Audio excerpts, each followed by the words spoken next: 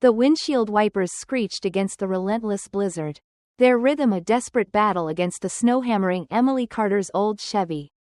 At 28, Emily was no stranger to long nights. She'd just clocked out of a grueling 12-hour night shift at Willow Creek Nursing Home in rural Ohio. Her hands still tingling from the antiseptic she'd scrubbed off. But there was no time to rest.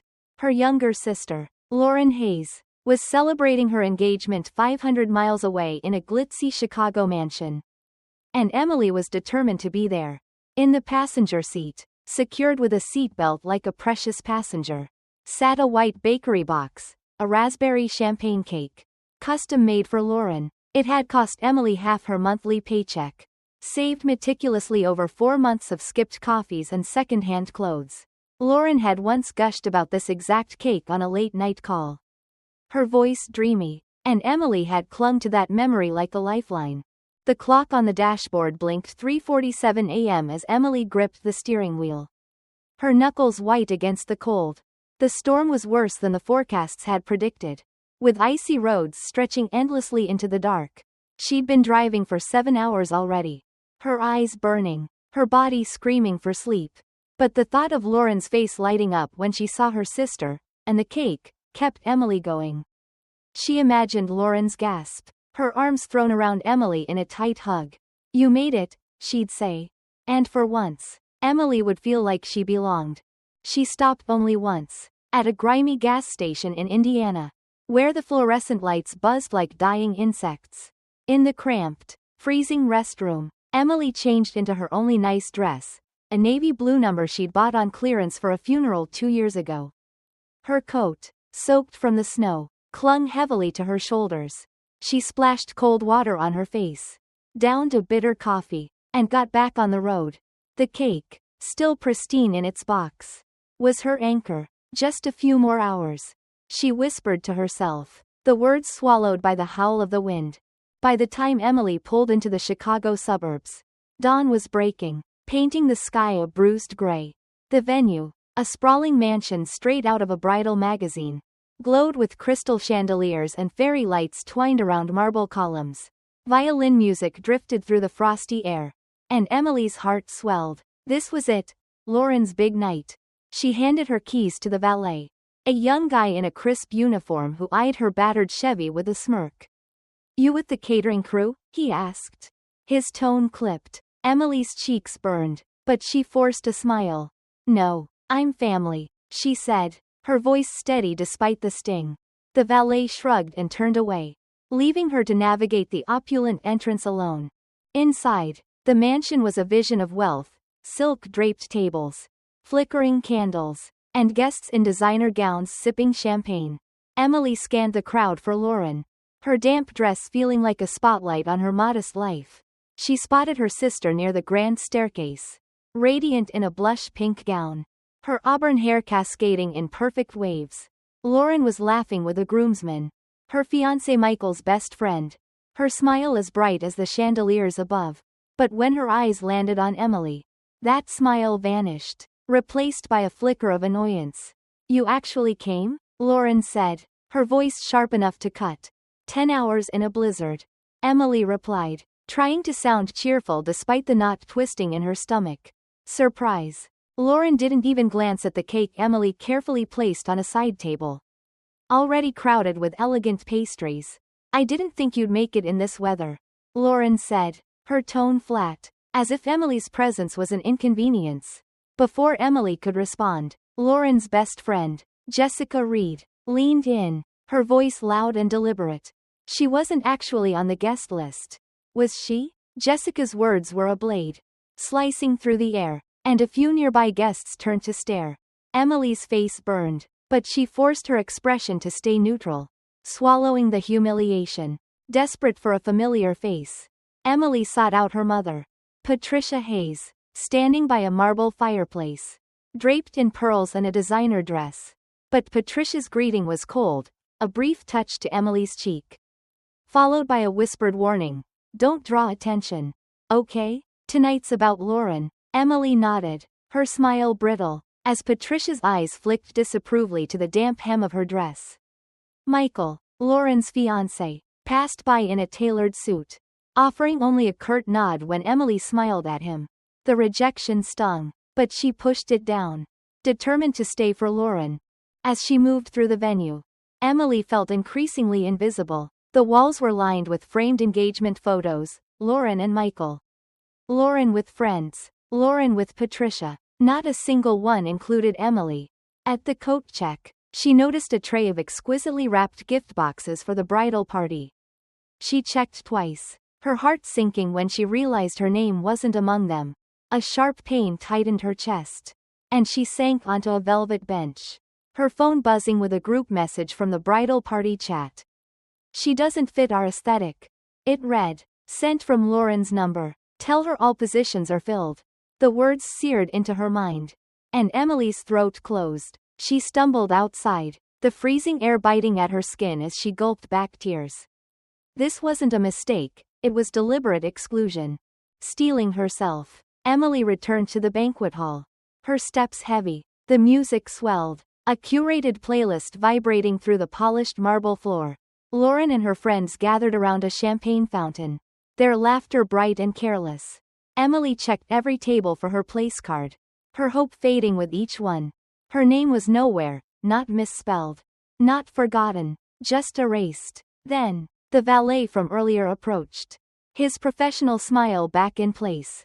You're the bride's sister? I've been asked to escort you. He led her to a tiny chair tucked beside the restroom door. A paper cup of water on a side table next to it. Alone, Emily felt like a ghost, watching the celebration from her isolated corner. A slideshow played on the far wall, Lauren's childhood, her prom, family vacations. Emily's face was absent from every frame, as if she'd been edited out of her sister's life. The waiter brushed past, splashing water from his tray onto her dress, and Emily shifted closer to the wall, the cold plaster more welcoming than the people around her. Tears pricked her eyes, and she blinked hard, once, twice, but on the third, her control shattered. Without a word, she fled into the restroom, locking herself in a stall. Clutching her damp coat, she let silent tears fall, their warmth a stark contrast to the icy tiles. She didn't sob, didn't make a sound, just cried the quiet tears she'd mastered over years of being unseen. But the worst was yet to come. As Emily returned to her seat, the buzz of the party dimmed, replaced by scattered voices over the speakers.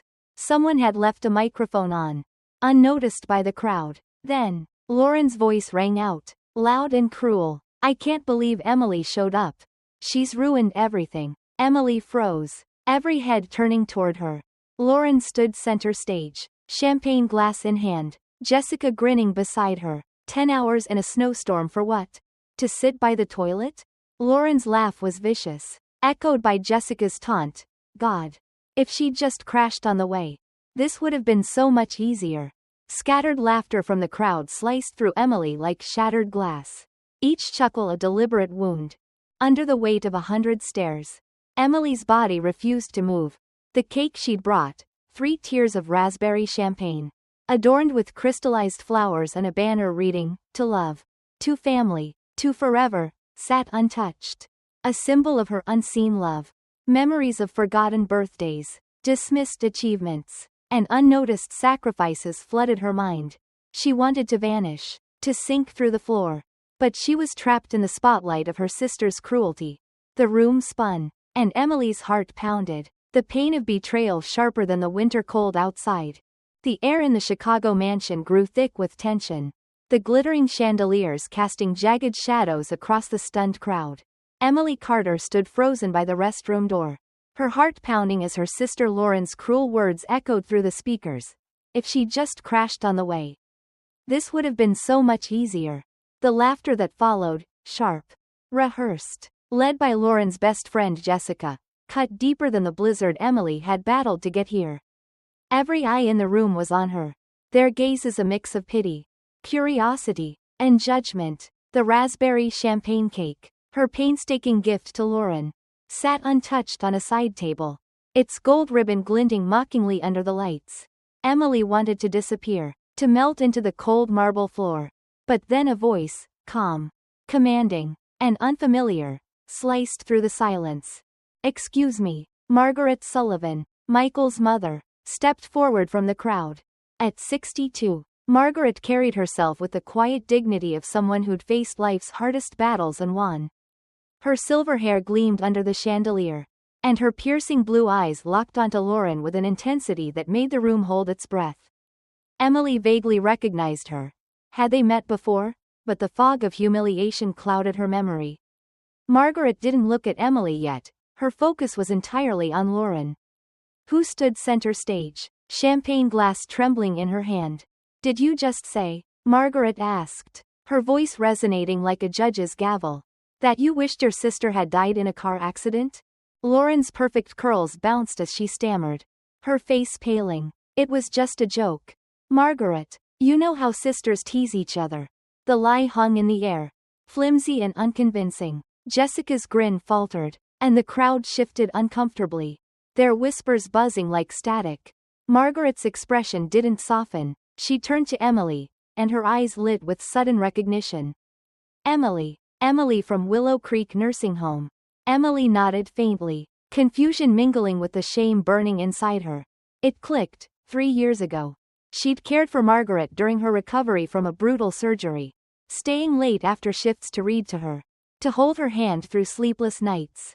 Margaret faced the crowd, her voice steady but laced with emotion. "This woman," she said, pointing at Emily, "took care of me when I was fighting for my life. For 3 months. She stayed long after her shifts ended. When I couldn't sleep, she read me poetry. When I thought I wouldn't make it, her kindness gave me hope." The room was silent, the weight of her words sinking in. Michael, Lauren's fiancé, stared at his mother, then at Emily, his face dawning with recognition.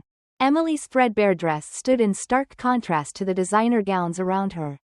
But in that moment, she felt seen, not as a prop, but as a person. "May I say something?" Emily's voice, to her own surprise, was steady. Lauren's face drained of color, and Jessica choked on her mimosa. The room fell silent, like a hospital ward at midnight.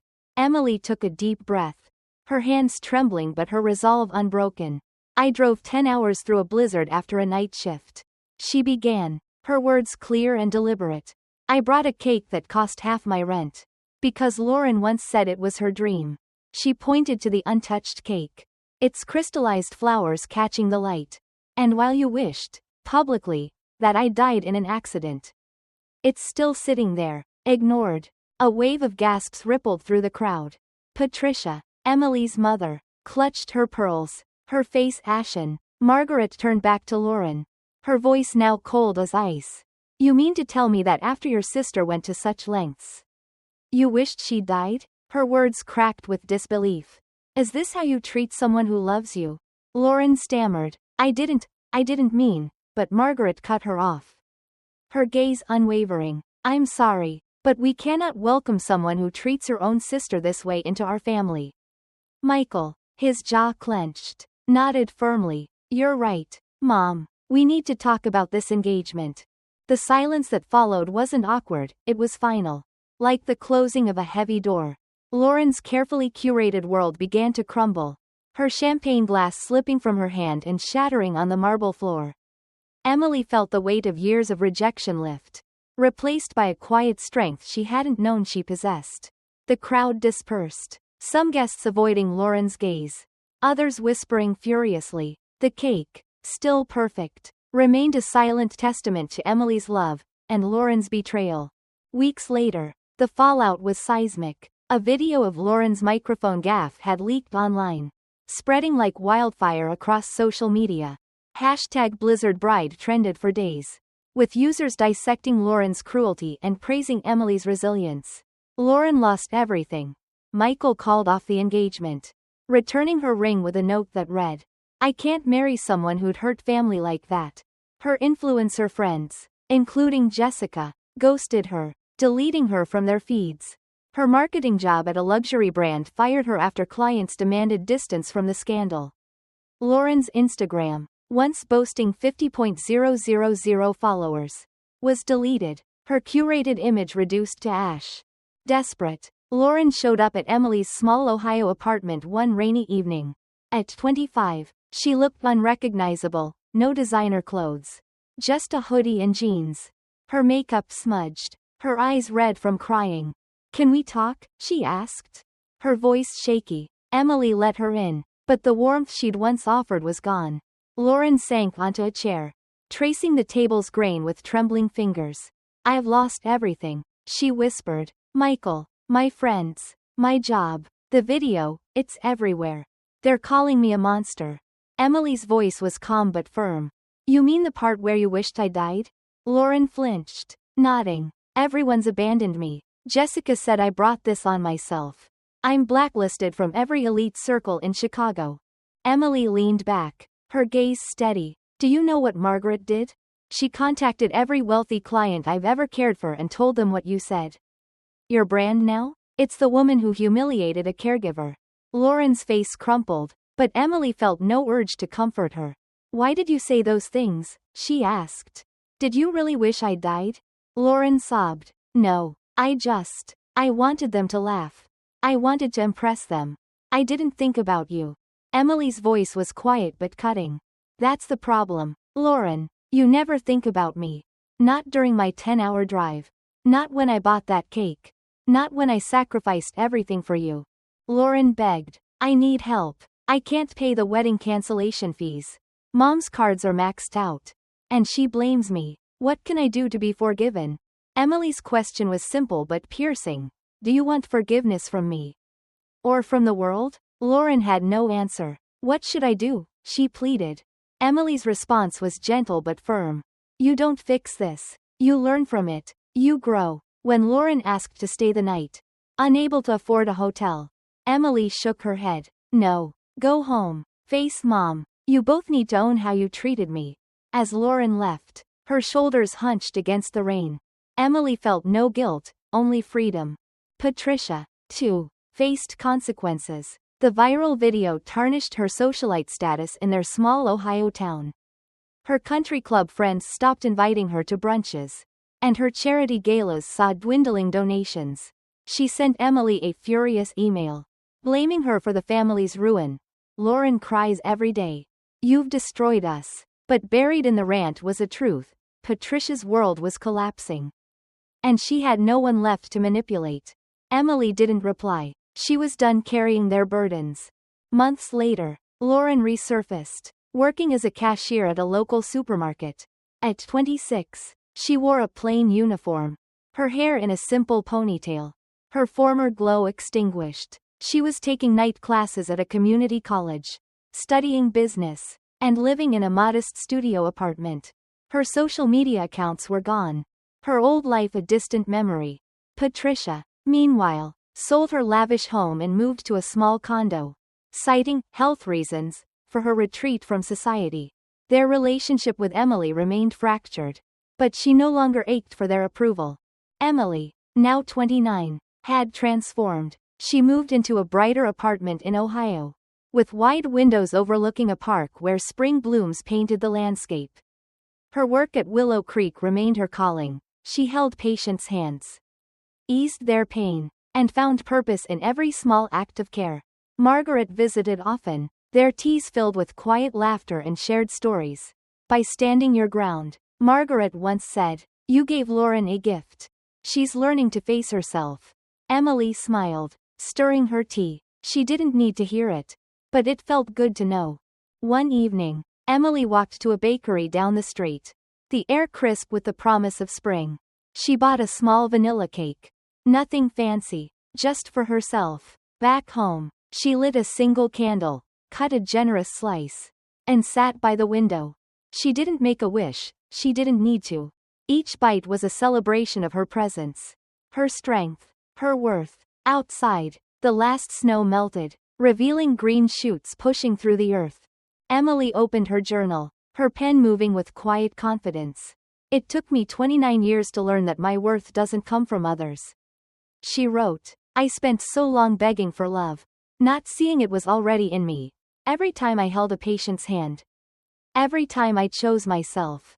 Lauren sent occasional texts, vague hopes for connection, but Emily didn't need them. Patricia's recent apology, laced with resentment, went unanswered. It's what you didn't do. Emily had written back once. And that was enough. Now, when Emily looked in the mirror, she saw the woman she'd always been. A seed buried beneath snow, waiting for the right moment to grow. Her beginning wasn't loud or flashy. It was quiet, courageous, and entirely her own.